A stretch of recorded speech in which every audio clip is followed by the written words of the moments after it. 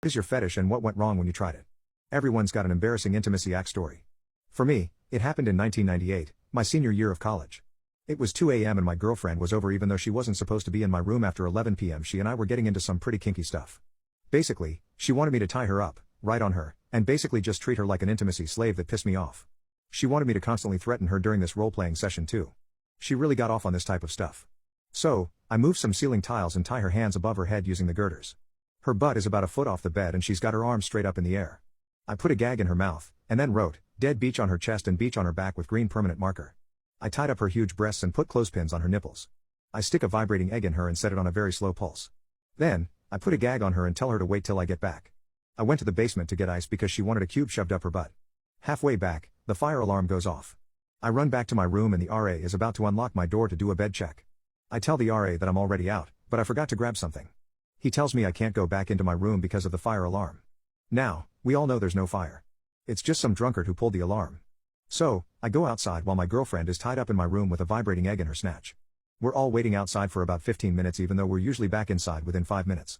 Then, the fire department shows up. Apparently, it wasn't some drunk who pulled the fire alarm, it was some drunk who set the bathroom garbage can on fire on the 4th floor. I grab the hall coordinator and tell her that my girlfriend is still inside. She asks why I didn't say anything.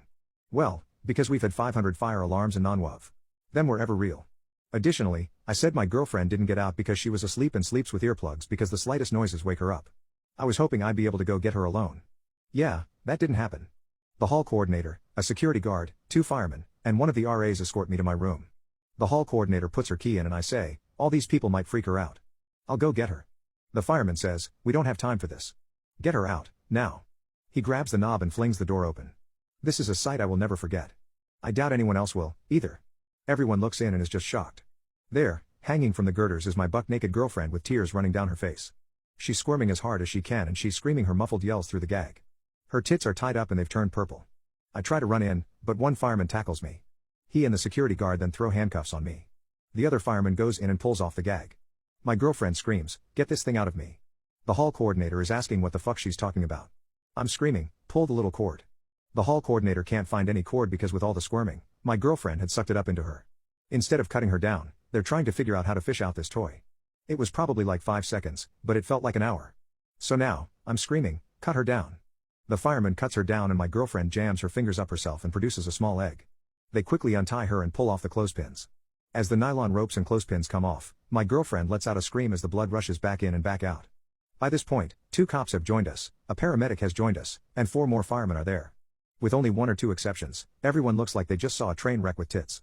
While they're dragging me away in handcuffs, my girlfriend is screaming, "No, it's not his fault." I'm not fighting, but she's wrestling the paramedic and the firemen who are helping her down the hall. We get to the front doors and people are starting to return to their rooms. Many are just stopping and watching us. Finally, my girlfriend screams, "It was just kinky intimacy. I wanted it, I swear." I told him to call me a beach. Well, this was a showstopper. Everyone, and I mean everyone, goes dead silent. Then, a second later, there's an eruption of laughter. They drag me and my girlfriend into the hall coordinator's apartment. Now, it's just me, my girlfriend, the hall coordinator, the RA, 2 cops, and the security guard. 1 cop and the security guard take me into the bedroom and ask me all sorts of questions. The one that stood out in my mind was, what the hell were you planning considering you wrote "dead beach" on her chest? While grilling me in the bedroom, they were asking her questions in the living room. This is quite possibly one of the most humbling experiences of my life, having to describe, in detail, perverse things I was doing to her and why. After about an hour, they let us go and realized it was just some very kinky intimacy. The next day, I'd gotten written up for violating intervisitation, opposite gender in your room after hours, alcohol possession, failure to clear a room during an emergency, and disrespect towards a fellow student. My girlfriend didn't get written up for anything, but she got warnings for everything except disrespect. I felt horrible about this, but now that we're not together, I think it's hilarious. I only wish it could have been caught on tape. Surprisingly, this incident didn't deter her from further acts of perversion, bondage, and humiliation.